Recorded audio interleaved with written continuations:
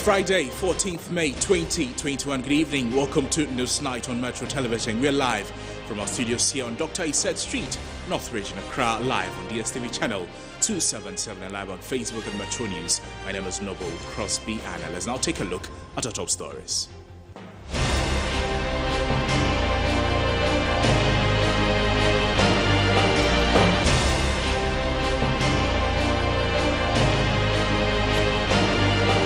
Coming up in this bulletin, President of the Ghana Journalists Association, Afil Money, backtracks, apologizes for what he describes as misimpression of his comments on alleged assault of CTFM and CityTV journalist Caleb Kuda. Meanwhile, Pressure Group Alliance for Social Equity and Public Accountability, ASEPA, says Afil Money's mere apology can't block his removal from the office of President of the Ghana Journalists Association. Coming up in business news, tax experts call for a review of the country's tax exemption laws to boost tax compliance.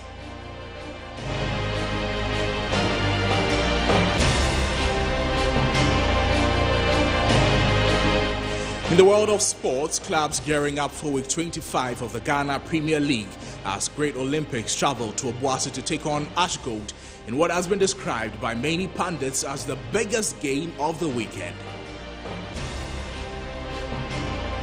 In news from elsewhere, President Buhari's son-in-law declared wanted over 24.7 billion naira fraud. We're back with the details of these stories and more. Stay with us.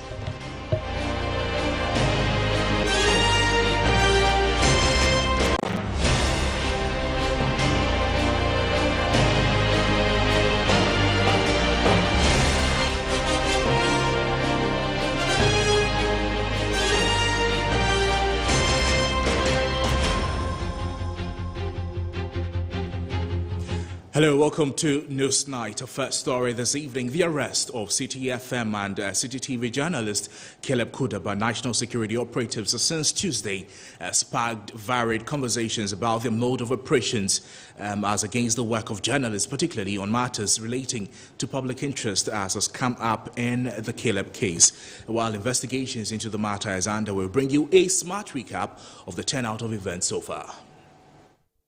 About 7 heavily armed officers subsequently stormed the premises of CTFM and CityTV in an attempt to arrest Zoe Abubaidu, another broadcast journalist with a respected media house, whom they claimed had received files from Caleb Kuda in an attempt to arrest Zoe after tagging her as Caleb's accomplice. The heavily armed officers besieged the premises of CTFM in 3 different vehicles. The issue has since attracted diverse reactions from all angles. I tried to explain to them, but still they wouldn't listen. Then along the line, they called somebody captain or something. He came in some green jacket, pink shirt. It looked very civil and nice. So I tried to talk to him, that boss, please help me. By this time they had taken me out. We were under a mango tree. They had taken me out. We were under a mango tree. When I saw it, I tried to, immediately he said I should kneel down. And then he kicked me. And when he came, you were trying to appeal to him. I was trying to appeal to him. I said, they have beaten me enough. Like, I beg you. Like, just let me go. At least you have deleted the thing. Because he asked me to kneel down, and I'm told he's there. As take as evidence in Caleb's narrative, he was firmly within the bounds of journalism ethics, including Article 13 of the GJA Code of Ethics and Code. Reacting to Afil Money's stance on the issue, the Alliance for Social Equity and Public Accountability, ASEPA, has since called for the removal of President of the Ghana Journalists Association, Afil Money, over his comment that CTFM's Caleb Kuda had breached the journalistic principles when he filmed abandoned vehicles at the National Security Headquarters. ASEPA has described the GJA's president remarks as a reckless display of cowardice and individualism. Meanwhile, Occupy Ghana, a social and political non-partisan pressure group, has called for an independent body of inquiry into the arrest and alleged assault of CTFM journalist Caleb Kuda and Zoe Abubeidu because they believe the National Security Ministry cannot provide a satisfactory investigation. Occupy Ghana says the allegations against the national security outlines a bestial culture of impunity and animalistic disregard for basic human rights and a demonic manifestation of tendencies that have no place even in a Holocaust camp.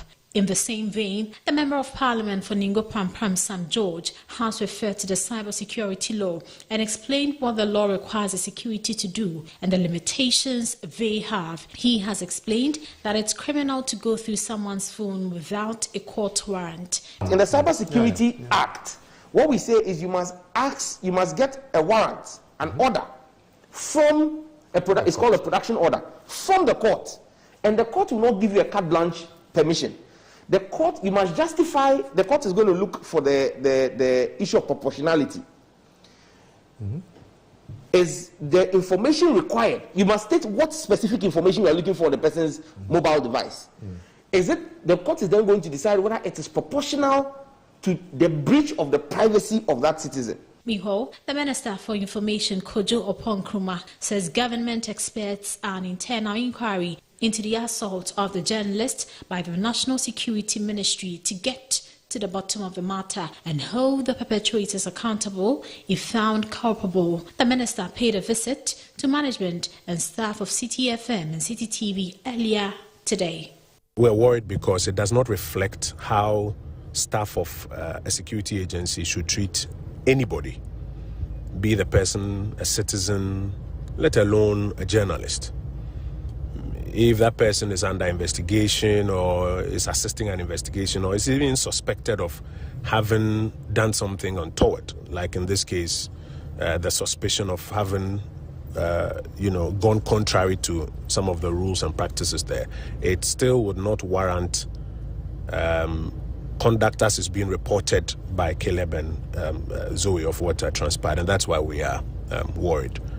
But we are also pleased to note that because this doesn't reflect how staff of an agency should work, that's why the National Security Ministry itself has launched an internal inquiry into the matter. Meanwhile, the president of the Ghana Journalists Association, Dr. Roland Afelmoni, has backtracked on his initial statement over the alleged assault of CTFM reporters and offered a sincerest apology for any misimpression created. According to him, he acted based on the scanty information he had and therefore urges the committee of inquiry set up by the Ministry of National Security to quickly move into action to unravel all the circumstances surrounding the issue. There's more in this report by Roland Acquah. Dr. Roland Afelmoni held the press conference in his personal capacity as a senior journalist to, as it were, set the record straight on the arrest and alleged assault of two CTFM journalists, Caleb Kuda and Zoe Abubeidu. Dr. Moni stated that he had indeed faulted Caleb, who he thought was openly filming a video at the Ministry of National Security. Admittedly, the information I had was sketchy, so I reluctantly went ahead to speak to the issue. I began by instinctively and profoundly expressing my tenderest solicitude to and fullest solidarity with the two journalists. Indeed, I faulted Caleb, whom I thought was openly filming a video at the Ministry of National Security before his arrest. I, however, added point afraid to change course when confronted with fresh information which challenges his earlier assumptions. This is healthy for a free society such as ours, for viewpoint diversity to be manifestly venerated, not maliciously castigated. I therefore render my sincerest apology for any misimpression created that I was insensitive to the plight of the two journalists, but excited about the excesses by the national security operatives. Indeed, those excesses for wickedness at its most naked nastiness.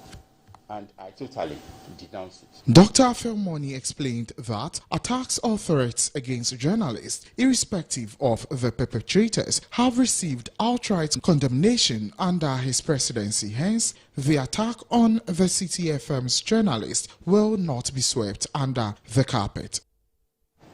In a related development, pressure group, the Alliance for Social Equity and Public Accountability, ASEPA, says it has received news of an apology rendered by Afilmoni, president of the GJA, with a pinch of salt. According to ASEPA, the GJA president admitting that his comments that Caleb Kuda of CityTV breached the GJA's code of ethics exposes the individualistic leadership style of Mr. Money.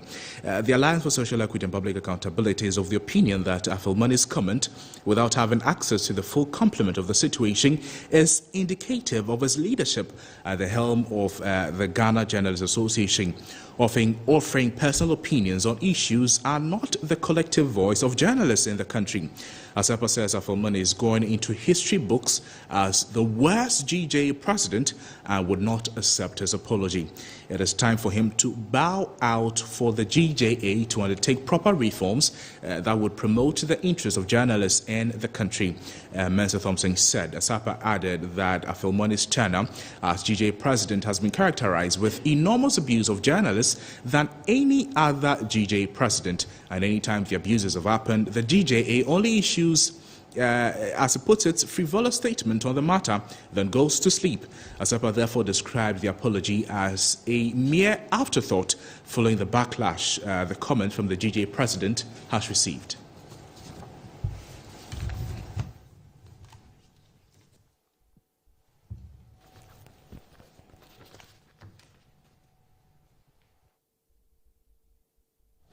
So let's have a conversation on the back of this. And Mensa Thompson is the Executive Director of the Alliance for Social Equity and Public Accountability, ASEPA. He joins us via Zoom for more. Thompson, you're welcome to Newsnight. We're grateful for your time. Afilmoni's apology, you put, does not sit well with you. He says he did not have the full complement of the situation, and now he does, and he says he's sorry. That does not do it for you?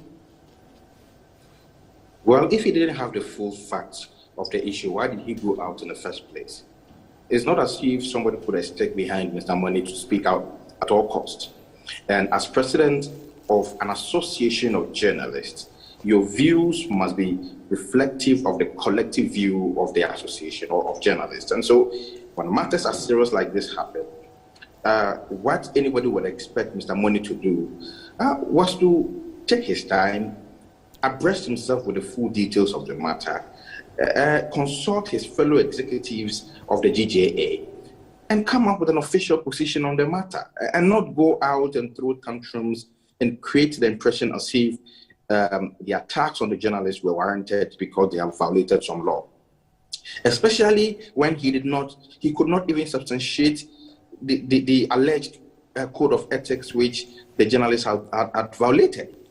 But Mr. Money also failed again also to appreciate the fact that any code of ethics which governs the affairs of the GJA is subservient to the Constitution of the Republic of Ghana, our criminal statutes, and any other enactment of Parliament. So this country is a country of law. The Constitution of the country is the supreme law of the land and not the GJA's code of ethics. And so whatever code of ethics that the journalists had violated, it did not warrant that reckless abuse from the so-called national security operatives. And so we believe that what Mr. Money should have done was to abreast himself with the full facts, take a decision that is reflective of his position as DJA president, as someone who is interested in the safety and well-being of journalists in the country, and not to go about and through some of these things. And so we believe that his apology is just a mere afterthought. He's only apologizing because his comment has received enormous backlash and is not born out of any goodwill of an interest in the safety of journalists in the country. Right. You want him removed on the basis of what he puts as misimpression of his comments. Is that the case? It's not misimpression. He he vividly said the journalist breached the GJA Code of Ethics. And that is why I think the General Secretary has to come out and say, look, no, he did not breach any code of ethics. The journalist was operating within the full ambit of the journalistic ethics. And so it is not misimpression. He made a vivid, categorical statement in this particular matter. And it's not, he shouldn't create an impression as if we are misunderstanding his comments. If he believes we are misunderstanding his comments, then why is he apologizing? He made a categorical statement. And I think that he should be bold enough to swallow his words. And if he's offering any sorrow or any well-thought apology, then I think he should come again.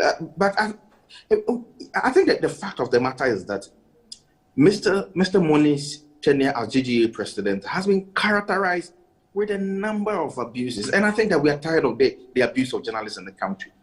And we believe that you also think that the abuses on journalists during the term of Mr. Money, the GJA is not doing enough. As you put it, it is only issuing, the words you use were frivolous statements. The GJA wouldn't be happy with that, would they?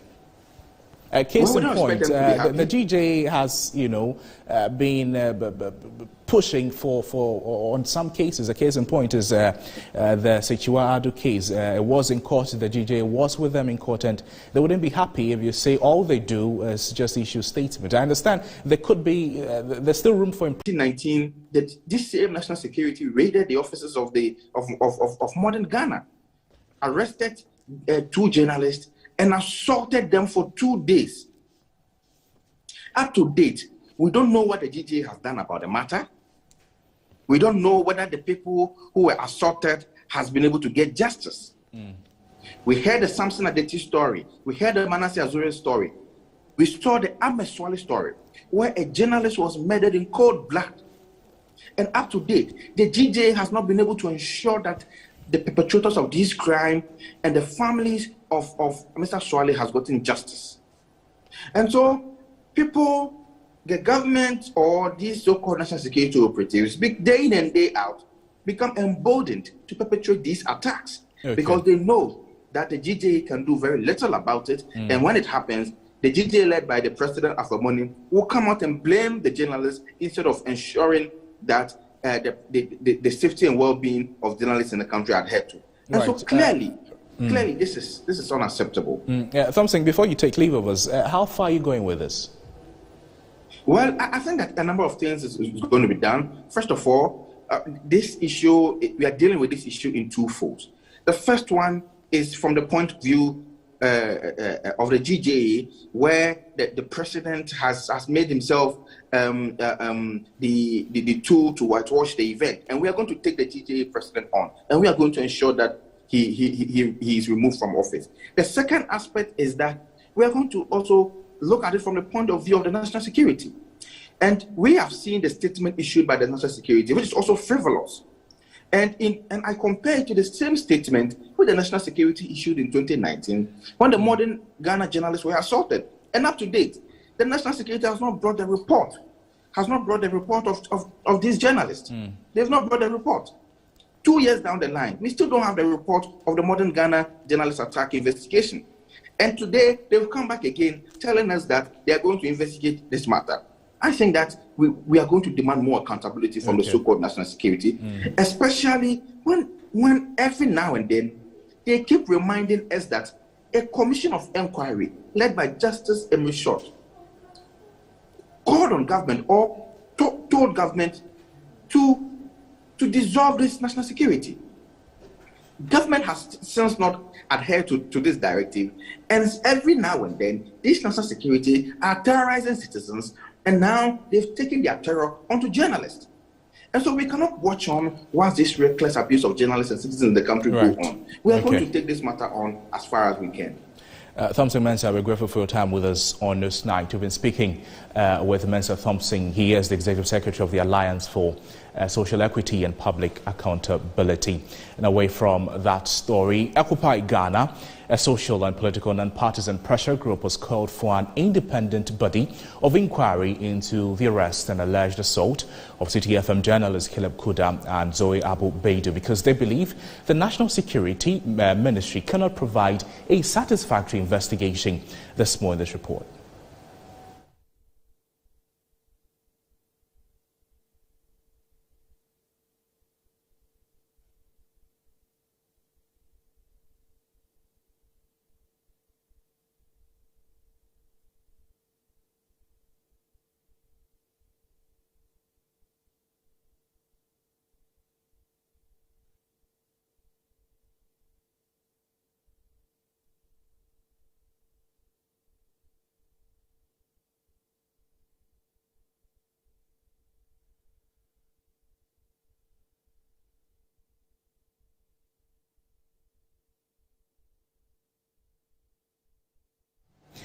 Let's have a conversation on the back of this and speak with a member of Occupy Ghana, Kweku Segbefia. Kweku, we're grateful for your time with us on Newsnight. Now, you were not happy with the national security investigating the alleged assault leveled against it. First, tell us why and who do you think should constitute, and plus what do you think should constitute a new body of inquiry, independent body of inquiry you're asking from government?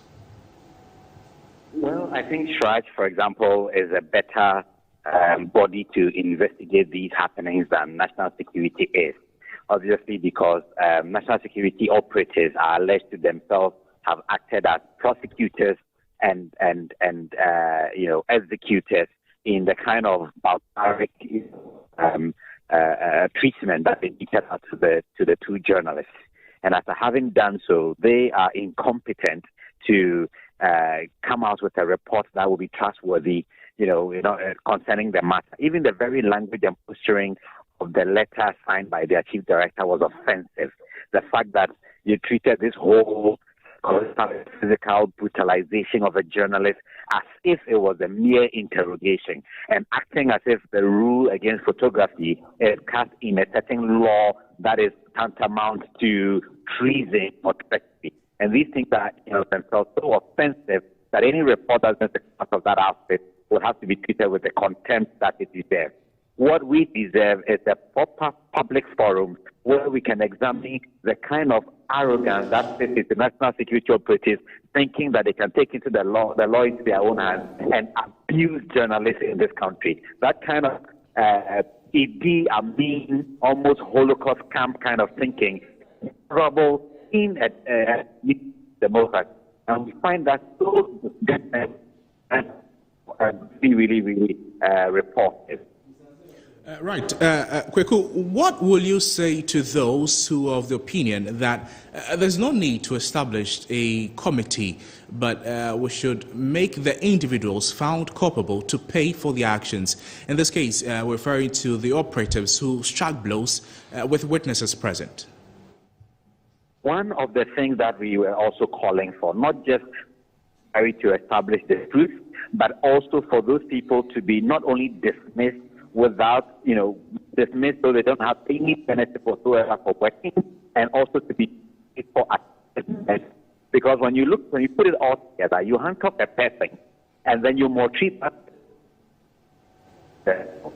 That is the worst form of atrocity to commit against a citizen of this country whose taxpayers, whose taxes actually put the very uniform and weapons on the back of those operatives. So while, yes, indeed, punitive measures against the individual's name, and names have been mentioned, like DSP Azutu, for example. We've heard of Lieutenant Colonel man, whose names have also been mentioned. There's a litany of people involved in this kind of backup. So once they are punished, any inquiry also establishes facts that we can use in future. And you and I know this is not the first case. There was a situation where a journalist was being beaten during the time when he was having some kind of a meeting. And he whipped out his card and said, "Hey, I'm a journalist. This is my card." And the security operative told him that, "Hey, we know you are a journalist, and that's even the reason we are beating you." So you get a certain sense of impunity, almost as if it's okay to beat up journalists. Okay. But if we don't speak against it, once they are done beating up and killing journalists, they will turn on to Occupy Ghana, and everybody else that thinks they have a voice in this country. And where do you think our democracy will go after that? Kwaku Segbafia, our time is very pressed, but let me take this from you briefly. You asked some questions in your statement. Have you received answers to them? Not yet. I think that the only kind of response we have all received from the National Security Ministry is that, quite annoying and offensive press release issued by their chief director. But outside of that, we haven't heard anything at all. Yeah, we'll keep an eye on that. Segba, we are grateful for your time. We've been speaking with a member of Occupy Ghana on the subject. This is Newsnight on Metro Television. We're back with more stories, but after this break.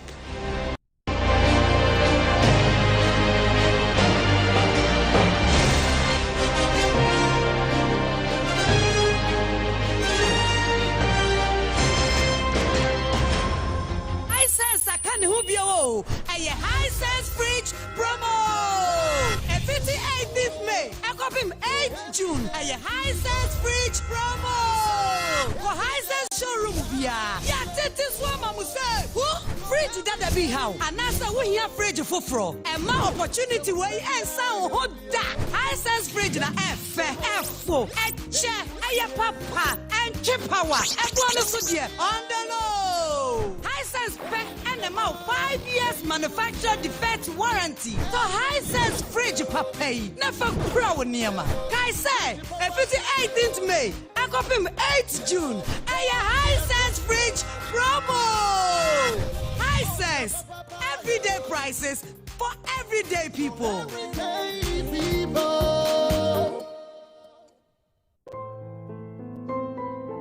As a mother and wife, my priority is making sure my family is protected at all times. That is why I never forget to give my angel a Flora disposable handkerchief to keep germs and sweat at bay. When hubby is out in the fields, I'm rest assured of Flora coming in handy anytime he needs it. Even when my daughter Na is out late, I am confident Flora disposable handkerchief will be close enough to save the moment. Flora disposable handkerchiefs are my go-to disposable handkerchiefs any day, anytime, and everywhere. Flora disposable handkerchiefs is affordable and handy. Flora, better than cloth handkerchiefs. Flora is a product of Delta Paper Mill Limited. For inquiries and bulk purchases, call 0243 033 033.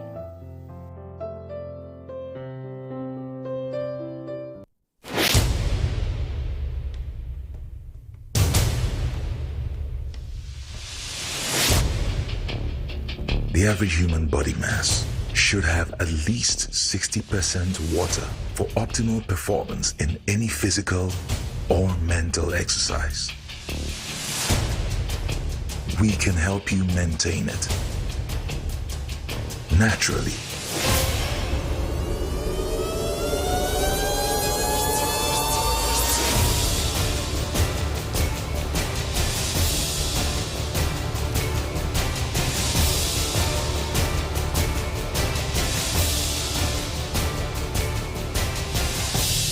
X Natural Mineral Water. Simply natural.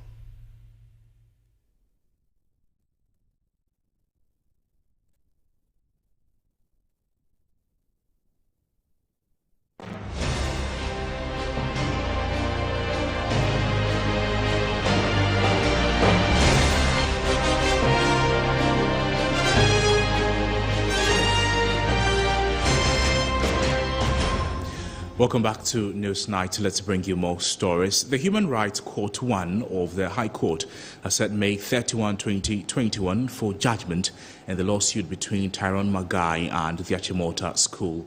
This comes after the court, presided over by a leadership Gifty J. Dodu, heard the merits of the case. There's more in the following report. 2021. The lawyer for the Board of Governors of the Achimota School, Kwesi Finn, and the Attorney General, Godfred Dami, argued that the applicant has no cause of action because nothing within the scope of his right to education and religion has been infringed upon. Mr. Finn also opined that the curtailment of the right of Tyron Magai via school rules was provided for by Article 14 Clause 1 of the Constitution. Lawyer for Mr. Magai, James Gaugan Kruma, however, insisted that his client's rights have been denied him. Meanwhile, the court is preparing to hear another suit between Rastafarian Oheniban Krabia against the Achimota School, Attorney General, Ministry of Education and the Ghana Education Service.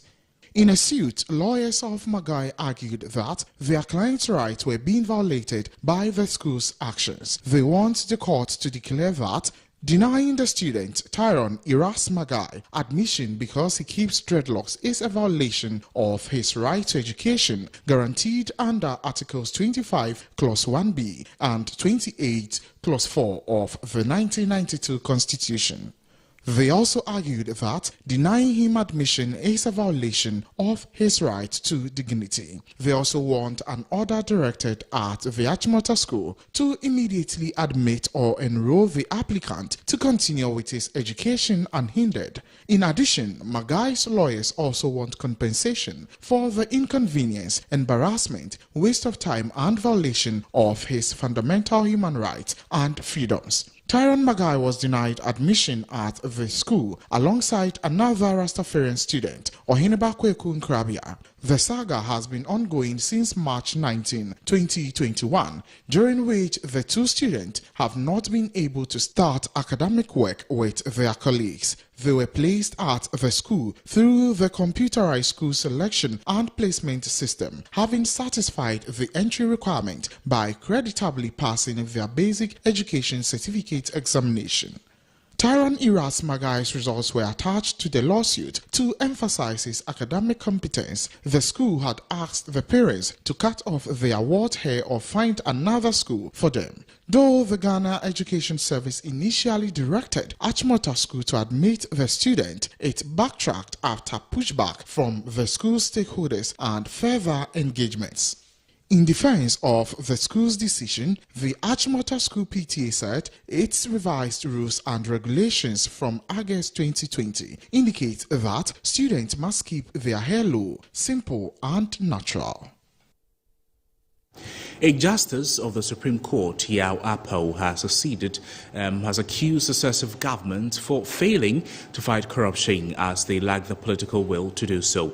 According to him, political leaders have over the years interfered with the prosecution of persons who are found engaging in corrupt practices, and in the end, they make them go unpunished. The Supreme Court judge made these comments at a leadership dialogue series organized by the Center for Social Justice on the topic uprooting public sector and political corruption in Ghana. Ovazando has the rest of the story.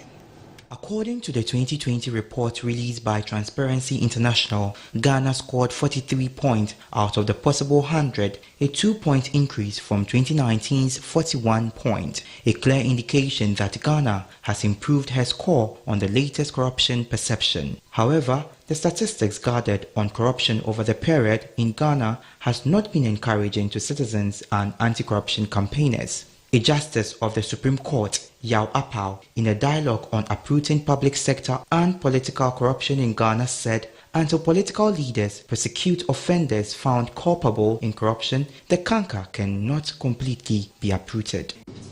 In fact, we have known through these numerous workshops, seminars, and discussions what public sector and political corruption is, and the fact that can account for such corrupt practices.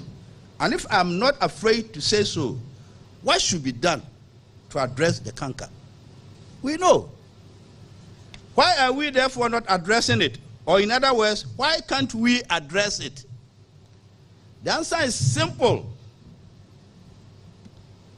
Poverty of leadership.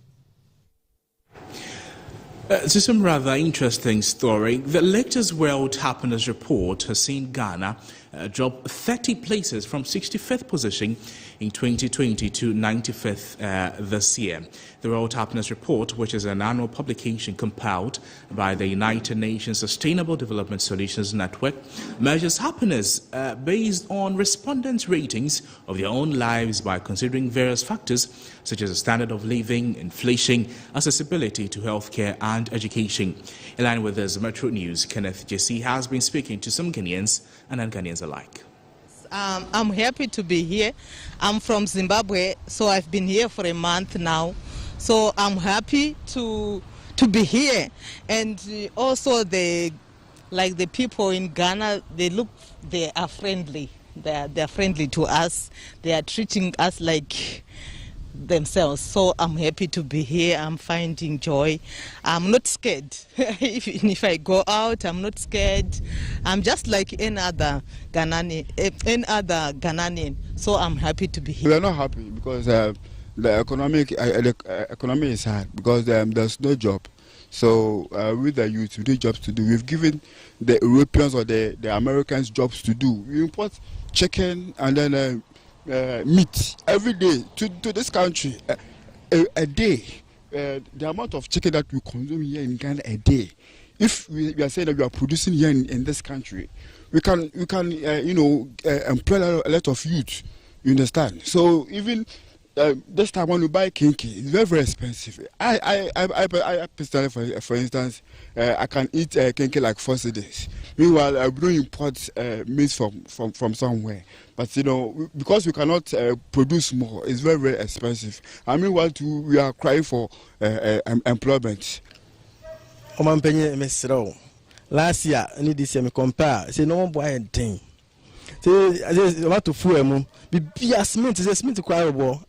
Akosoro the mesra na akufado onhwe na nkoyi mai ze nipa ni enje se aketempo mo afi ontu aketempo the mesra so bia mai the mesra so aketempo mai mesra na akufado say no hwe economy no emunye kra because o compare this year to next year na anye the same e say this year no ama anigina na ewo mu to say last year no e say akofom because last year is now hwe even when I are no but any amount kwe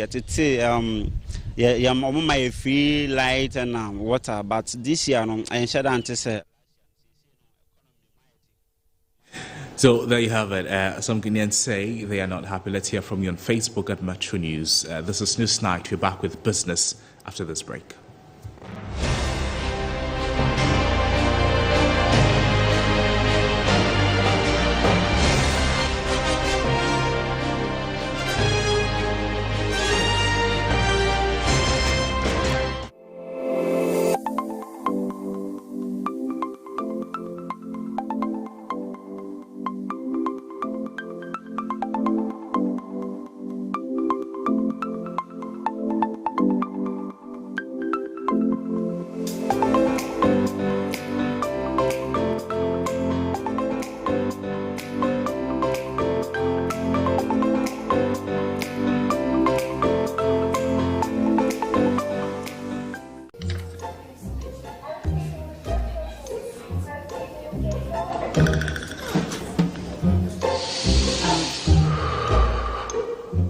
You're perfectly fine. Are you sure? Yeah. The right insurance means that you can get the medical help you need whenever you need it. You're okay. No, I doubt. With Cosmopolitan Health Insurance, you can get up to 80 Ghana cedis worth of insurance per night for up to 40 nights with just a premium of 5 Ghana cedis. All you have to do is dial *110# to access your Vodafone Cash menu, select financial services and follow the prompts to pay for your insurance wherever, whenever. Simple as that. Cosmopolitan Health Insurance, your medical care, our concern.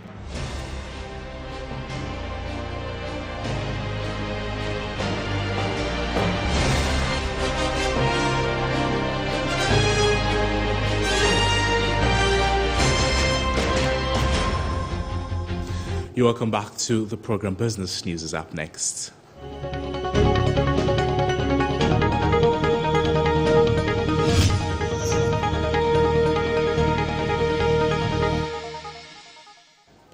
In business news, a senior lecturer at the School of Law at the University of Ghana and senior partner of Ali Nachia and Associates, Dr. Abdul Ali Nachia, has called on government to deal with corruption and block the loopholes associated with taxation. In his recommendations on Ghana's tax exemptions regime and how it can be improved, Dr. Ali Nachia noted that a strong check on corruption and blocking loopholes in domestic revenue mobilization, such as illicit financial flows in the natural resources sectors, should be paramount. He was speaking to Shadrach Odemiejare. Taking the taxes, everybody wants to know what the tax revenue is being used for. And so when people pay taxes and they read about corruption or hear about corruption, then the question is that where our money is going? So the idea is that as we try to address shortfalls in revenue, can we recover all monies we are losing? Because that's also tax revenue. We've been reading from Auditor General's report of amounts that have been embezzled and all that. Can we recover these monies? Because those are our monies. And then if you look at the report that the Deputy Commissioner of Shraj mentioned in 2018, we are losing over 13.8 billion Ghana cedis, which is about $3 billion in that year to corruption, a year.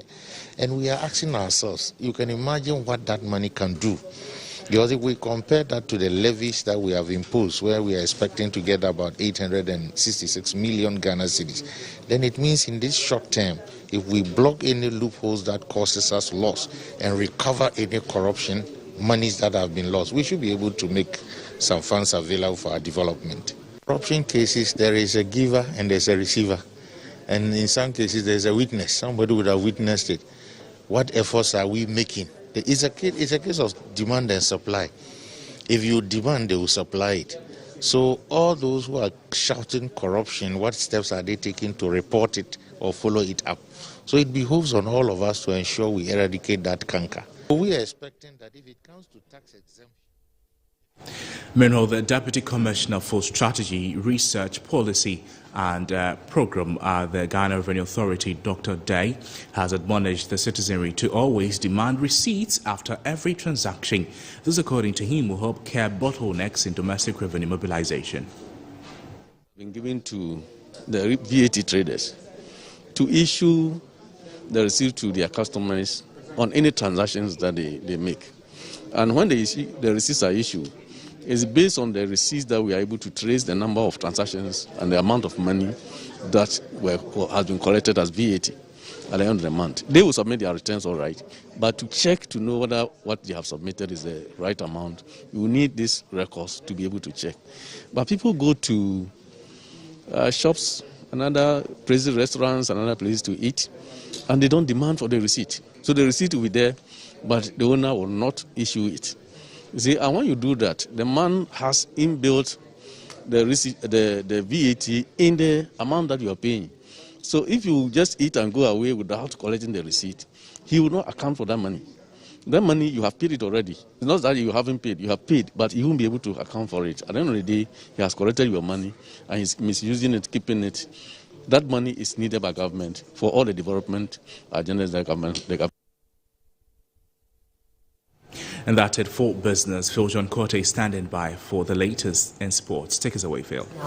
And game to national. Ghana Premier League Week 25 will start tomorrow. All the fixtures and how they are building towards. Then there's a month of boxing that we need to talk about in July. But tomorrow, in the city of Acquah, we'll be staging some boxing. We have all the needs.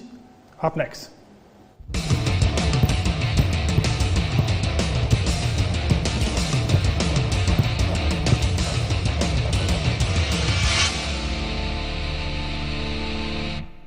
My name is Phil John Quartey. Let's start the sports segment news with the Ghana Premier League. And week 25, the pack of the pick, or the pick of the pack, will be at the Boise Langley Sports Stadium. You're seeing on your screen. And there you have Wafa will play against Legon Cities at Sogakope. Ashgold will walk on Great Olympics. They were beaten the last time around at the Accra Sports Stadium.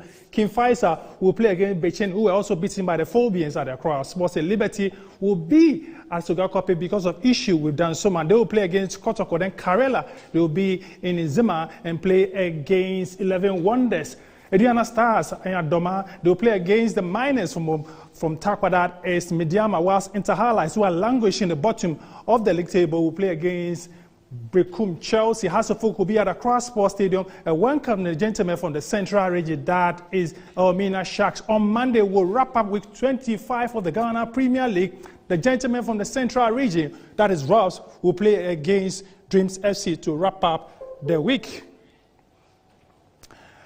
Away from football, let's focus on boxing, because in the month of July, football fraternity people will relax their mind. It will be time for boxing because they'll be going to the polls to elect new executive to manage boxing.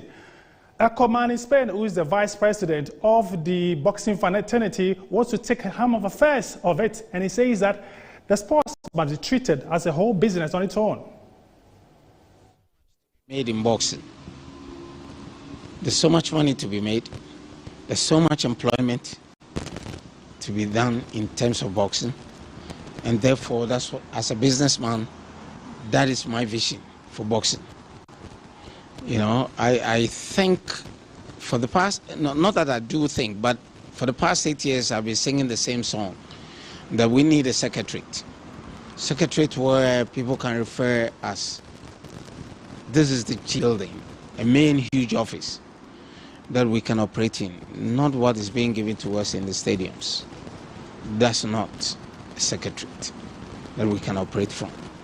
I'm a business person, I know what we can do for boxing, and therefore that's my main objective, to make sure that we achieve what boxing had to definitely achieve. Acquah in Spain wants to become the president of the Ghana Boxing Authority in the month of July to stir them to higher fight in the game of boxing. So we're talking about boxing. The La Palm Beach Hotel or the Labada Beach Hotel will be the venue for the Dons Promotion Boxing Championship tomorrow. We'll be speaking to the CEO of the Dons Promotion, Michael ANNAN, on the title night.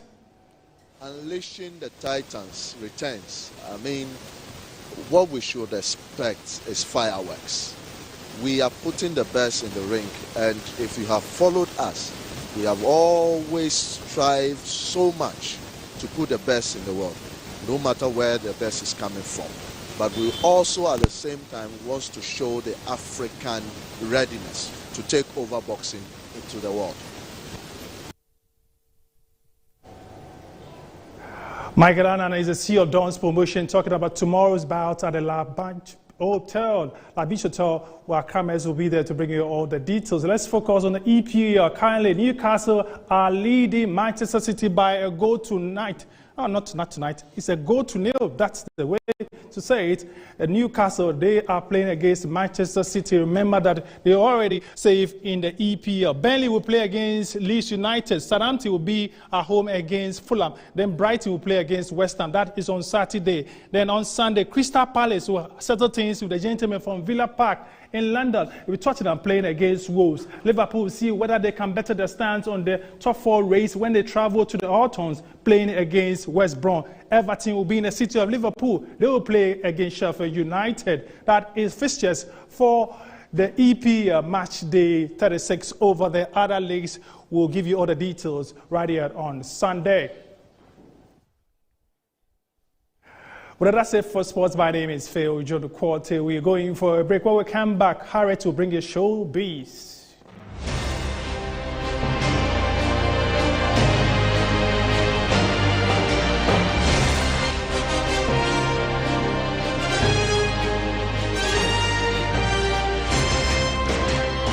Full-wedded wife to having to hold from this day forward. I do.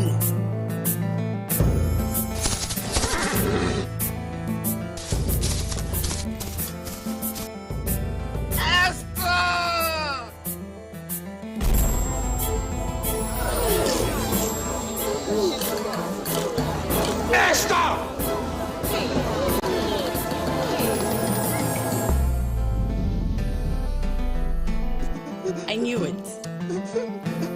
How much drama can you enjoy? See it feely with HD Plus. Get the best companion for your HD TV with HD Plus. Dial *879# to activate and enjoy the first 2 months for free.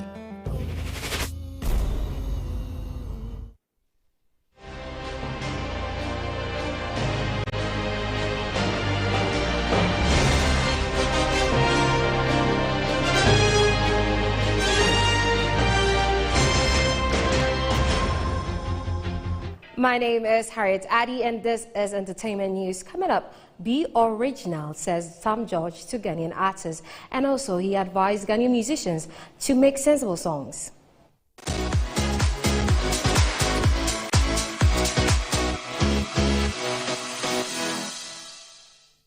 Ghanaian legislator Sam George has stated that Ghanaian artists could be original and also gain international recognition only if they brand themselves well. He further on called the creative arts, the corporate Ghana, to invest in the creative arts.